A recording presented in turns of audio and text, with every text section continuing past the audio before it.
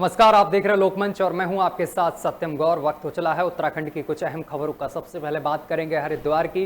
हरिद्वार थाना बुग्गावाला पुलिस द्वारा एक 25,000 के इनामी बदमाश को गिरफ्तार किया गया है। हरिद्वार वरिष्ठ पुलिस अधीक्षक ने एक पीसी करके यहां पर बताया है कि गिरफ्तार किया गया अभियुक्त एक बेहद शातिर किस्म का अपराधी है, जिसके विरुद्ध उत्तर प्रदेश के विभिन्न थानों में लूट और डकैती व हत्या का प्रयास करने के कई मुकदमे दर्ज हैं। अभियुक्त के कब्जे से अवैध चाकू बरामद हुआ है। अभियुक्त के खिलाफ बुग्गावाला सत्र अधिनियम का यहां पर अभियोग पंजीकृत किया गया है।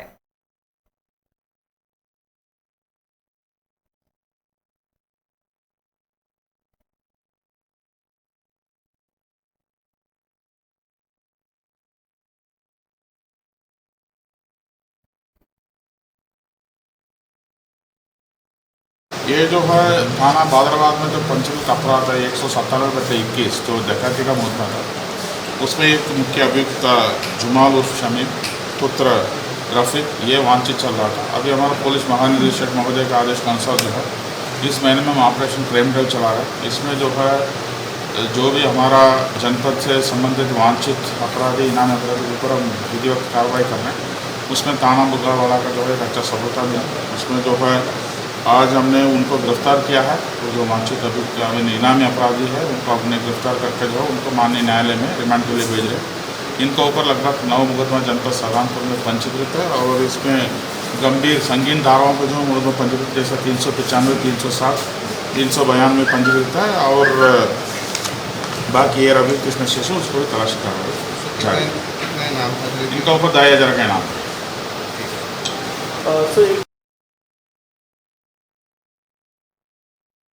और अगली खबर चमोली से आ रही है, जहां पर आपको बताते चले कि कांग्रेस के कार्यकारी प्रदेश अध्यक्ष और थराली विधानसभा के पूर्व विधायक डॉक्टर जीतराम का चमोली जिले में भ्रमण के दौरान बृहस्पतिवार को यहां पिंडर घाटी आगमन पर पार्टी कार्यकर्ताओं ने उनका जमकर स्वागत किया है। साथ ही उनके और पार्टी के समर्थन में जुलूस निकाला है। बृहस्पतिवार को कांग्रेस के प्रदेश कार्यकारी अध्यक्ष बनने के बाद पहली बार अपने विधानसभा क्षेत्र थराली पहुंचे और पूर्व विधायक डॉक्टर जीतराम का पिंडर घाटी के देवाल कुलसारी में यहां पर जमकर स्वागत किया गया है। फूलमाला पहनाकर उनका जमकर स्वागत किया गया है।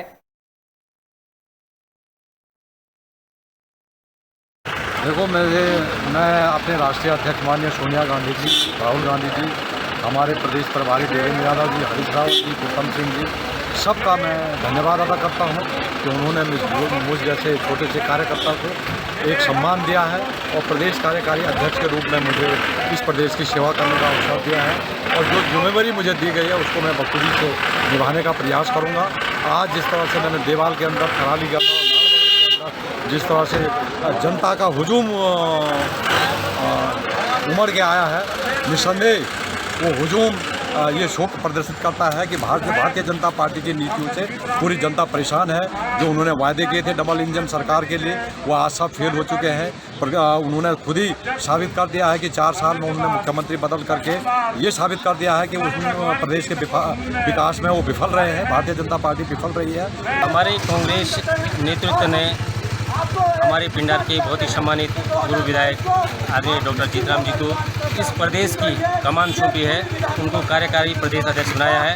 इसलिए हमने उनके स्वागत में ये हमारे सारे कांग्रेस के कार्यकर्ता यहाँ पे जुटे हैं और उनका हमने भव्य स्वागत किया है। यहाँ पे हम चाहते हैं कि इस पिंडर के विकास के लिए आगे डॉक्टर जीतराम जी इस पिंडर में विकास की नई गंगा बहाएंगे। इसके लिए हम समस्त कांग्रेस पार्टी हम एक हैं और हम कांग्रेस नेतृत्व पर भरोसा करते हैं कि उन्होंने आदरणीय डॉक्टर जीतराम को इस प्रदेश की कमान संभाली है।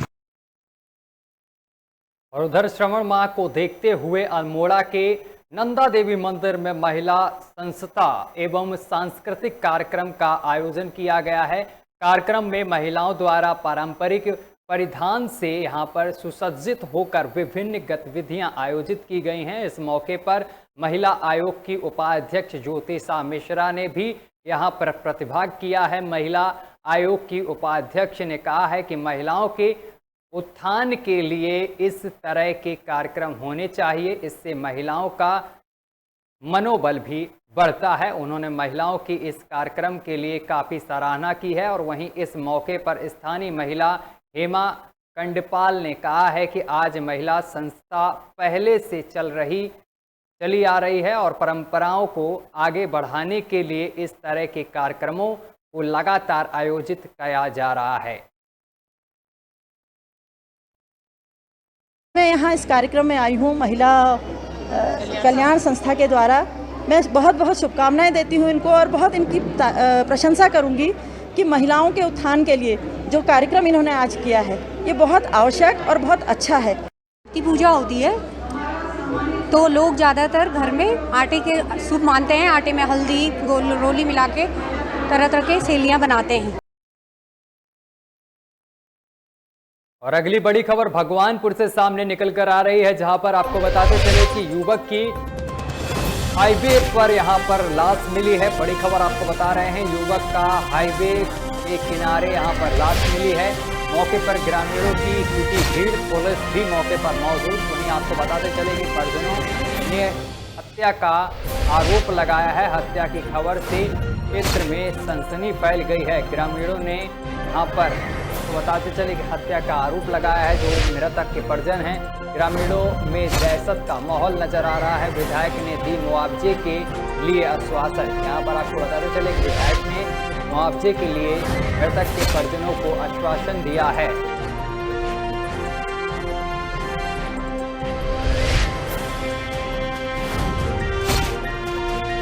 बड़ी और अहम खबर आपको बता रहे हैं। आपको बताते चले कि हाईवे के किनारे युवक का शव मिला है, जिसके बाद हड़कंप मच गया। सूचना पर पहुंची पुलिस ने शव को कब्जे में लेकर पोस्टमार्टम के लिए भेज दिया है। वहीं विधायक ने, जो स्थानीय विधायक हैं, उन्होंने मुआवजे का आश्वासन दिया है मृतक के परिजनों को।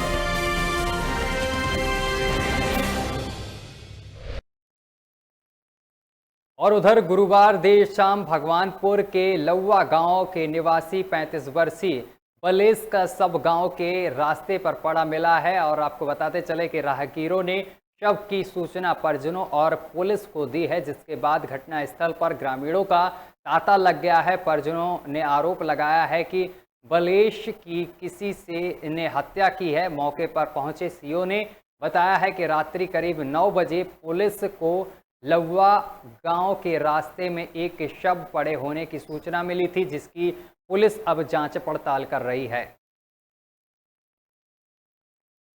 कंट्री जॉब करने वाले व्यक्ति का यहाँ पे शव मिला, जिस पर उसके परिजनों का आरोप है कि इसमें हत्या की गई है। इस संबंध में पुलिस जो है अभी जाँच कर रही है। मौके पर स्टेशन आदि के लिए लोगों ने ठेकेदार को बुलाया था, उससे बात करने तो बॉडी में अपने भिजवा दिया। वर्कआउट रोड जाम करने का उसकी देर पास फोन आया कि यहाँ पे लौवा गांव के गेट पे एक मर्डर हो गया, एक हत्या होगी। गांव का ही आदमी बालेश नाम का व्यक्ति था, जो लाइनमैन था, जो मेडल से अपनी ड्यूटी करके वापस लौट रहा था कि अचानक फ़ोन आता है। मैं सूचना मिलती है तुरंत यहाँ मौके पे पहुँची। मौके पर एसओ भगवानपुर ने यहाँ पर थी। तो अभी जांच का विषय है, पुलिस पूरी तरह से जांच करेगी। और बात ये अभी पता चला, यहाँ आने के बाद में पता चला कि ये ठेकेदार अशोक है, जिसके अंदर ये काम कर रहा है। और इसी बीच देहरादून से बड़ी खबर सामने निकल कर आ रही है, जहां पर आपको बताते चले कि पद्म पुरस्कार के लिए केंद्र सरकार यहां पर पैरवी करेगी। नरेंद्र सिंह नेगी को सम्मानित करने के लिए सांस्कृतिक प्रेषित की जाएगी। बड़ी खबर आपको बता रहे हैं, नरेंद्र सिंह नेगी का सम्मानित करने के लिए संस्तुति प्रेषित की जाएगी। समाज के सफल नायक के रूप में रहे नरेंद्र सिंह नेगी। बड़ी खबर आपको बता रहे हैं, नेगी ने उत्तराखंड की लोक संस्कृति को बढ़ावा देने का कार्य किया है।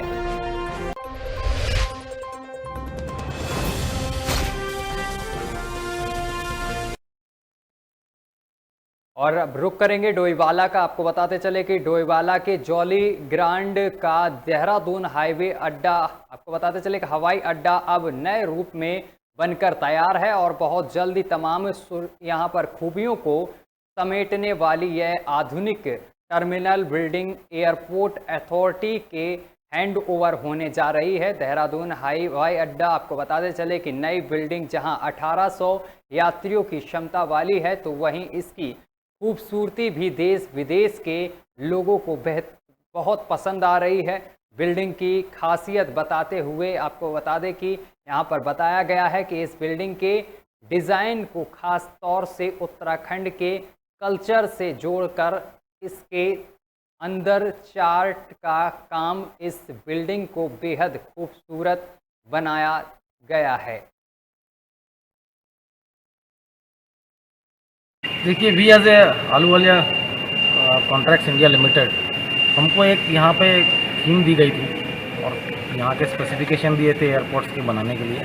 और आप देख रहे होंगे कि जो बिल्डिंग बन के तैयार हुई है वो समस्त क्वालिटी के मानक और सेफ्टी के मानक को रखते हुए बहुत ही अच्छी तरीके से बिल्डिंग निकली हुई है। और we committed as a company to deliver such kind of project और a quality product to the client and customer.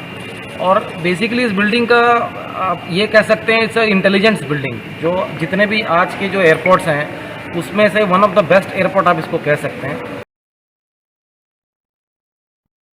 और अगली खबर भी डोईवाला से सामने निकल कर आ रही है, जहां से आपको बताते चले कोरोना से आमजन को पूरी तरीके से प्रभावित किया है। और तो वहीं पर सरकार अक्षयपात्र जैसी महत्वपूर्ण योजनाओं को चलाकर ऐसे बेघर लोगों को राहत पहुंचाने का काम कर रही है, जिससे कि वह 2 वक्त की रोटी से अपना पेट भर सकें।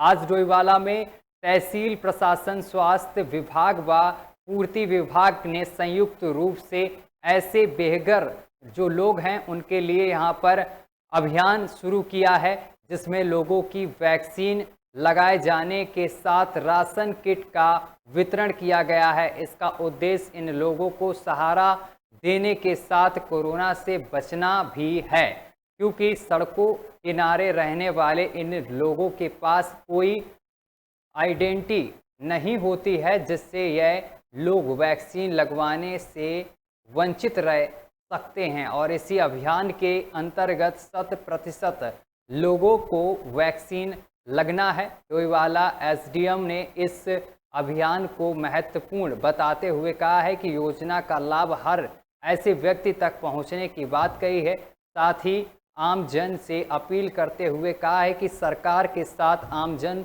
भी ऐसे लोगों तक राहत पहुंचाने में हाथ बटाए।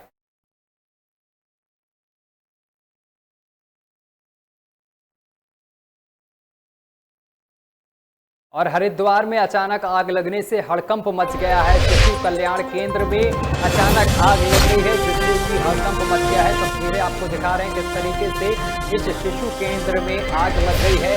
केंद्र में भर्ती मरीजों को आनन में हटाया गया है। बड़ी और अहम खबर आपको बता रहे हैं, शिशु कल्याण केंद्र में अचानक आग लगती है, जिससे कि वहां पर हड़कंप मच गया है। केंद्र में जो भर्ती मरीज थे उनको आनन में हटाया गया है। शॉर्ट सर्किट की वजह से ये आग लगने का कारण बताया जा रहा है। फायर ब्रिगेड ने आग पर काबू पाया है। कड़ी मशक्कत के बाद फायर ब्रिगेड की गाड़ियां वहां पर पहुंची और कड़ी मशक्कत के बाद आग पर काबू पाया गया है।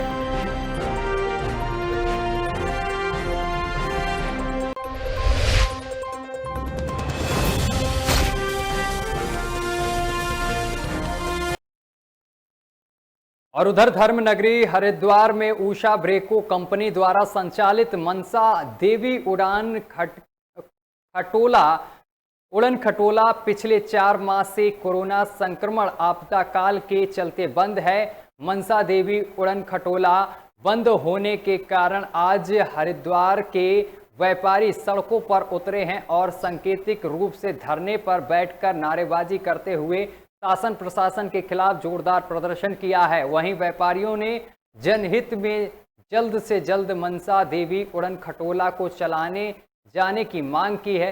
भारी संख्या में धरने पर बैठे प्रांतीय उद्योग व्यापार मंडल के व्यापारियों ने इस दौरान शासन प्रशासन के खिलाफ जमकर नारेबाजी की है और मनसा देवी उड़न खटोला दोबारा से चलाने की सरकार से अपील की है। जो प्रदर्शन करा था अभी एक हफ्ता पहले, हमने कहा था हम धरना लगाएंगे एक शांति रूप। हमने आज धरना चालू कर दिया है। हमारा धरना 2 बजे तक के चलेगा, 11 बजे से 2 बजे तक के रहेगा।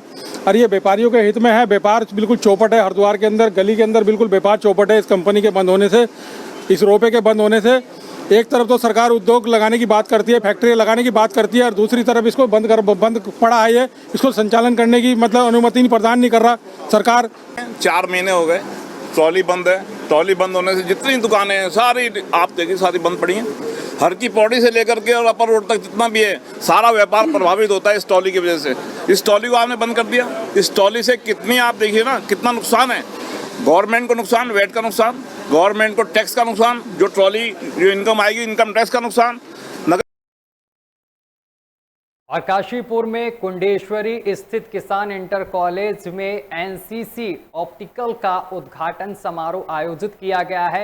वहीं कार्यक्रम का शुभारंभ आपको बताते चले कि खंड शिक्षा अधिकारी RS नेगी और विद्यालय की प्रधानाचार्य डॉक्टर किरण सिंह ने सामूहिक रूप से दीप प्रज्वलित कर किया है। और साथ ही कुंडेश्वरी स्थित किसान इंटर कॉलेज में आयोजित कार्यक्रम में छात्र छात्राओं द्वारा सरस्वती वंदना और स्वागत गीत समेत सांस्कृतिक कार्यक्रम प्रस्तुत किए गए हैं। इस दौरान मीडिया से रूबरू होते हुए प्रधानाचार्य ने यहाँ पर आपको बताते चले कि उन्होंने कहा है कि विद्यालय में एनसीसी का प्रारंभ वर्ष 2017 में हुआ। वर्तमान सत्र में एनसीसी कैंडिडेट की संख्या 50 है। इस कार्यक्रम का सफल संचालन रचना नेगी ने किया है। और वहीं इस अवसर पर छात्र छात्राओं को महत्वपूर्ण निर्देश देते हुए मुख्य अतिथि RS नेगी खंड शिक्षा अधिकारी ने कहा है कि यह क्षेत्र सैनिक बहुल क्षेत्र है और यहाँ के युवाओं में देश सेवा का जज्बा है।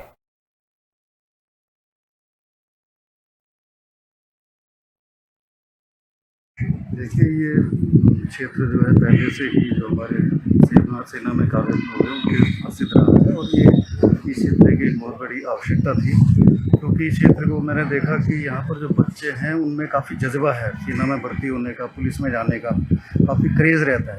तो इसकी आवश्यकता को देखते हुए हमारी जो सरकार है उसके द्वारा और शासन प्रशासन के द्वारा यहाँ पर ये एनसीसी ऑप्टिकल के लिए बजट दिया गया है, जिसको मैडम ने अपने बहुत ही अच्छे तरीके से यहाँ पर बनाया है। सर ये हमारे तो एक इसमें एक टीचर होता है एनसीसी कैडेट का, जो नरेंद्र सिंह यादव हैं, वही सारे करते हैं। और इनके लिए इनको ड्रेस भी प्रोवाइड कराया गया है पूरा। और इनकी कैंप भी चलती है हल्द्वानी में।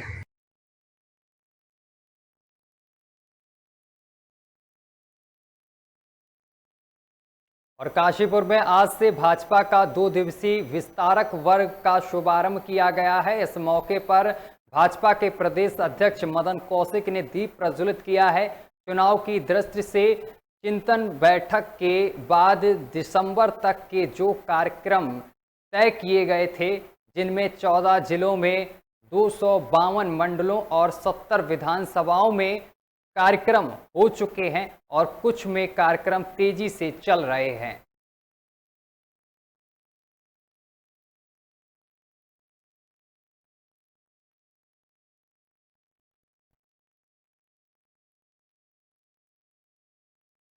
और महाराजगंज से बड़ी खबर सामने निकल कर आ रही है, जहां आपको बताते चले कि विजय जायसवाल को मिला है प्रतिभाग का अवसर। बड़ी खबर आपको बता रहे हैं, विजय जायसवाल को प्रतिभाग का अवसर मिला है।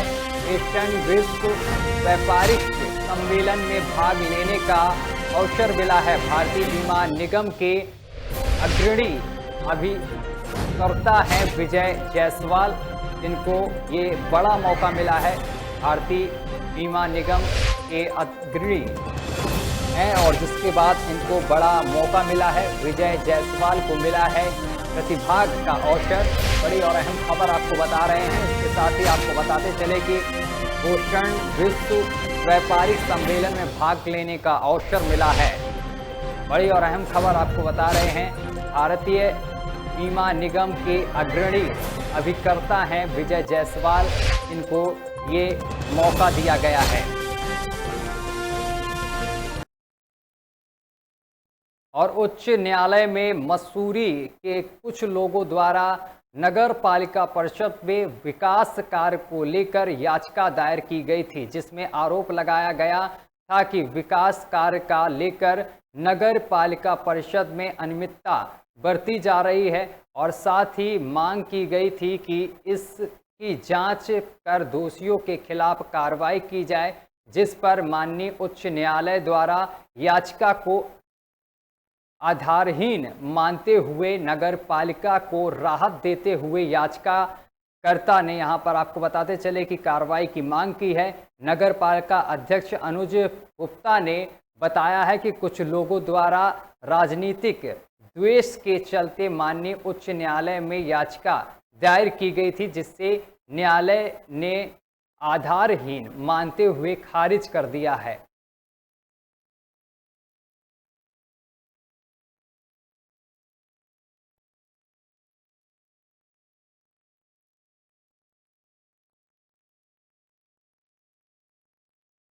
जो आदेश है उसका स्वागत करता हूं और धन्यवाद करता हूं उच्चतम न्यायालय का, जिन्होंने पालिका की पुकार सुनी, पर्सनली मेरी पुकार सुनी, क्योंकि काफ़ी लंबे समय से नगर पालिका की लगातार झूठी शिकायतें कुछ एंटी सोशल एलिमेंट्स जो समाज के होते हैं उनके द्वारा की जा रही थी, जिनकी एक सोच विकास विरोधी होती है और हमेशा से झूठी शिकायतें वो लोग लगातार शासन में करते जा रहे थे।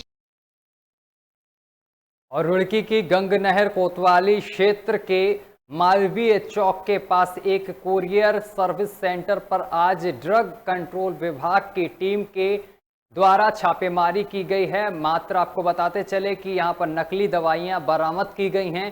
यह नकली दवाइयां पास की ही एक फैक्ट्री में बनाई जा रही थीं और कुरियर के जरिए देश के अलग अलग शहरों में भेजी जा रही थीं। पकड़ी गई नकली दवाइयों की कीमत लाखों में बताई जा रही है। ड्रग कंट्रोल विभाग की टीम ने कुरियर सर्विस पर नकली दवाइयों को भेजने वाले माफिया को बुलाने की कोशिश की, लेकिन दवाई माफिया ने अपना फ़ोन बंद कर दिया है। वहीं फिलहाल ड्रग कंट्रोल विभाग की टीम नकली दवाइयों को सील करने और माफिया की तलाश में जुट गई है।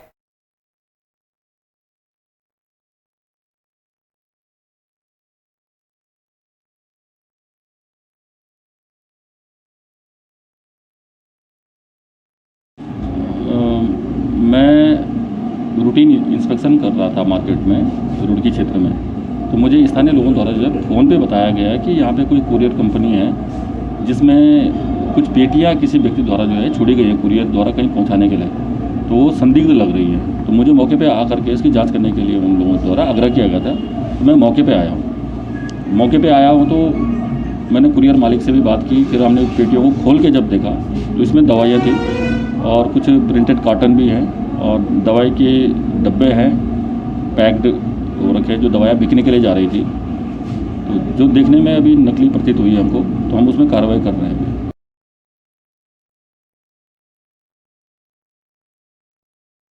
और नई टिहरी के चंबा श्री देव सुमन गढ़वाल विश्वविद्यालय में कार्यरत कर्मचारी को हटाए जाने के विरोध में आज उनके परिजनों द्वारा एक दिवसीय धरना दिया गया है, जिसमें कांग्रेस के पूर्व प्रदेश अध्यक्ष किशोर उपाध्याय ने अपना समर्थन दिया। और बताते चलें आपको कि श्री देव सुमन उत्तराखंड विश्वविद्यालय प्रशासन के द्वारा 42 कर्मचारियों को हटाया गया था, जिसके बाद आज कर्मचारियों के परिजनों द्वारा सुमन विश्वविद्यालय के गेट पर सांकेतिक धरना प्रदर्शन किया गया है और उन्होंने नौकरी बहाली की मांग की है। कांग्रेस पूर्व प्रदेश अध्यक्ष किशोर उपाध्याय ने धरना स्थल में पहुंचकर अपना समर्थन दिया है।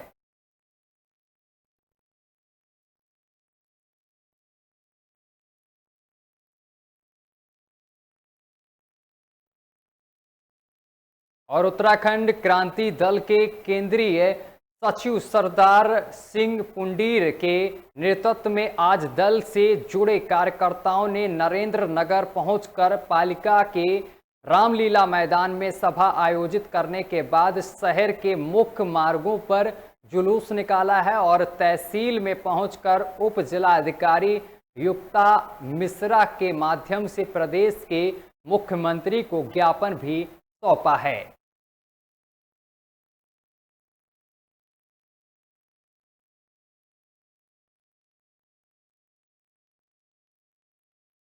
आज उत्तराखंड क्रांति दल के जो सचिव हैं उनकी तरफ से मेरे कार्यालय में उपस्थित होकर माननीय मुख्यमंत्री जी को संबोधित एक ज्ञापन पत्र प्रस्तुत किया गया है। वो माननीय मुख्यमंत्री जी के कार्यालय को जिलाधिकारी महोदय के कार्यालय के माध्यम से प्रेषित करने के लिए हमारे यहाँ से भेज दिया जाएगा। यहाँ नरेंद्रनगर में एक धरना प्रदर्शन जो भू कानून के लिए जो सशक्त भू कानून की मांग कर रहे थे, पहली बार जबकि उत्तराखंड राज्य बना हुआ अभी 22 साल होने जा रहे हैं, जब यहाँ की भूमि जो बाहर के लोग कब्जाए हुए हैं, इसकी ज़रूरत को समझ के अपने भू कानून और मूल निवास की मांग की है। और हम सरकार को भी ये चेतावनी देना चाहेंगे कि यदि जब तक हमारा सशक्त भू कानून लागू न हो और मूल निवास कानून लागू न हो, तब तक हम जो है इसके लिए आंदोलन करते रहेंगे। और यदि समय रहते हुए सरकार ने नहीं माना तो हमें उग्र आंदोलन करने के लिए मजबूर होना पड़ेगा। और टिहरी जिले में आज आत्मनिर्भर नारी शक्ति से संवाद कार्यक्रम में पीएम नरेंद्र मोदी ने ग्रामीण स्वयं सहायक समूह की सशक्त महिलाओं से बातचीत की है। इस दौरान आपको बताते चले कि उन्होंने कहा है कि समूह स्वरोजगार के क्षेत्र में बेहतर कार्य कर रहे हैं। आज़ादी के 75 साल के उपलक्ष्य में आज़ादी का अमृत महोत्सव मनाया जा रहा है।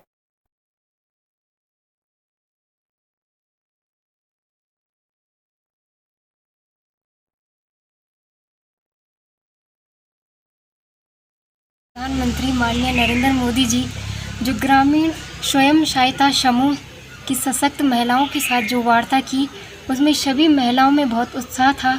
मैं माननीय प्रधानमंत्री जी का धन्यवाद करती हूँ कि उन्होंने हमारी देश की महिलाओं से वार्ता की, जिन्होंने अपने कामों को बहुत ही उत्साह से उनके समक्ष रखा और उनमें जो उत्साह, जो प्रेरणा, जो माननीय नरेंद्र मोदी जी की जो सशक्त महिला का जो था वो आज पूरा होता दिखाई दे रहा है। मैं फिर से माननीय प्रधानमंत्री जी का धन्यवाद करती हूँ।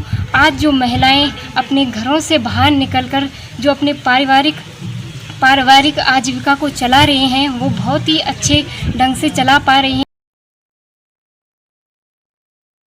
और विकासनगर तहसील परिसर में उत्तराखंड क्रांति दल के पूर्व केंद्रीय संयोजक श्री सुरेश कुकरेती के नेतृत्व में दर्जनों कार्यकर्ताओं ने उत्तराखंड की राज्य सरकार के खिलाफ प्रदर्शन कर एसडीएम के माध्यम से मुख्यमंत्री को ज्ञापन दिया है।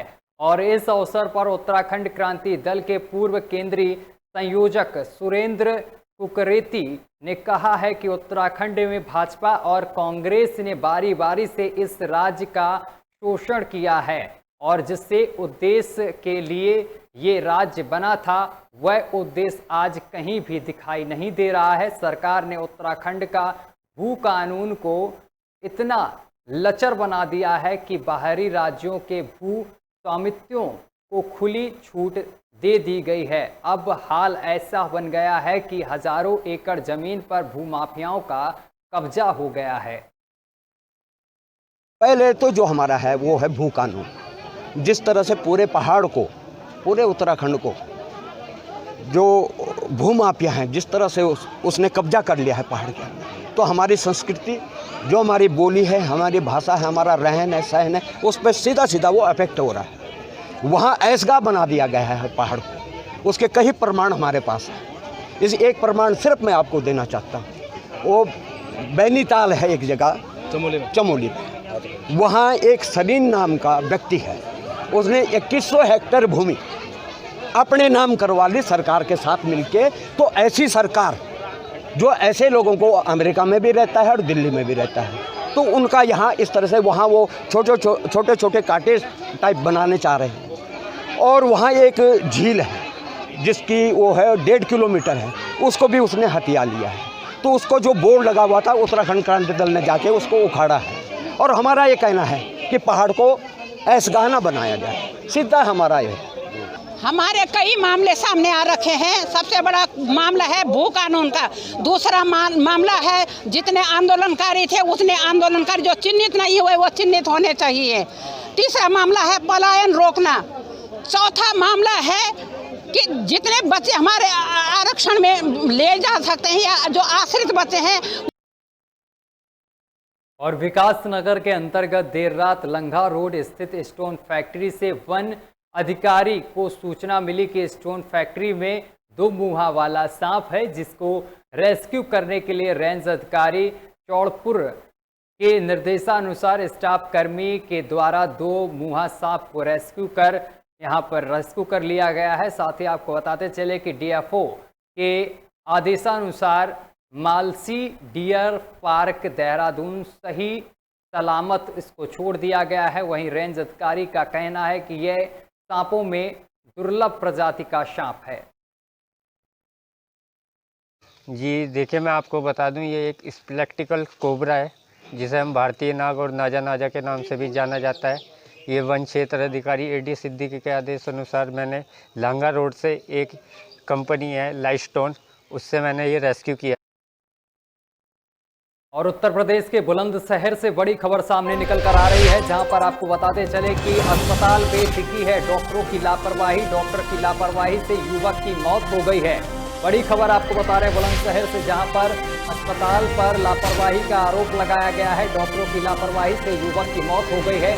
पीड़ित परिवार का आरोप है कि पुलिस नहीं कर रही है मुकदमा दर्ज। यहां पर पुलिस की भी लापरवाही सामने निकल कर आई है। पीड़ित पक्ष का आरोप है कि पुलिस इस पूरे मामले को लेकर कार्रवाई ही नहीं करने को तैयार है, मुकदमा दर्ज करने को नहीं तैयार है। दूसरी तरफ डॉक्टरों की लापरवाही सामने निकल कर आई है। बड़ी और अहम खबर आपको बता रहे बुलंदशहर से, मृतक के परिजन दर ठोकरे खाने को मजबूर हो रहे हैं। पुलिस प्रशासन की तरफ से भी यहां पर कोई भी सहयोग नहीं मिल रहा है और दूसरी तरफ अस्पताल में जो डॉक्टर हैं उनकी लापरवाही सामने निकल कर आई है और पुलिस दूसरी तरफ इस मामले को लेकर मुकदमा लिखने को तैयार नहीं है। ये आरोप यहां पर मृतक के परिजनों के हैं कि पुलिस मुकदमा लिखने को तैयार नहीं है और साथ ही मृतक के परिजनों का कहना है कि डॉक्टरों की लापरवाही से युवक की जान गई। सर, मैं ये चाहता हूं कि जो मेरे पिताजी के साथ हुआ, डॉक्टर सर्वेश शर्मा ने किया है, उनके पित्त की थैली की जो नली काट दी, नस काट दी, जिससे उनकी डेथ हो गई, आगे किसी के साथ ना हो, उसको जेल भेजा जाए, उसको कड़ी से कड़ी सज़ा मिलनी चाहिए, जिससे किसी और के साथ में ना हो जो हमारे साथ हुआ है। और बलिया से बड़ी खबर सामने निकल कर आ रही है, जहां पर सीएम योगी आदित्यनाथ के कार्यक्रम में जाने से पत्रकारों को रोका गया है। बड़ी खबर आपको बता रहे हैं, आपको बताते चले कि आज बलिया में सीएम योगी आदित्यनाथ का दौरा है और इसी दौरान जब वहां पर पत्रकार पहुंचे तो पत्रकारों को कार्यक्रम में जाने से रोक दिया गया है। अधिकारियों के दखल के बाद मिली है एंट्री। बड़ी खबर आपको बता रहे हैं, अधिकारियों के दखल के बाद पत्रकारों को एंट्री मिली है। बाढ़ प्रभावित क्षेत्रों का हवाई दौरा कर रहे हैं सीएम योगी आदित्यनाथ। बड़ी और अहम खबर आपको बता रहे हैं, आपको बताते चले कि बलिया में हवाई दौरा कर रहे हैं सीएम योगी आदित्यनाथ। जो बाढ़ ग्रसित क्षेत्र है उनका हवाई दौरा किया जा रहा है। इसी दौरान कार्यक्रम में पत्रकारों को जाने से रोक दिया गया, जिसके बाद उच्च अधिकारियों ने इस मामले का संज्ञान लेते हुए पत्रकारों को दखल इस मामले में दी। अब जाकर पत्रकारों को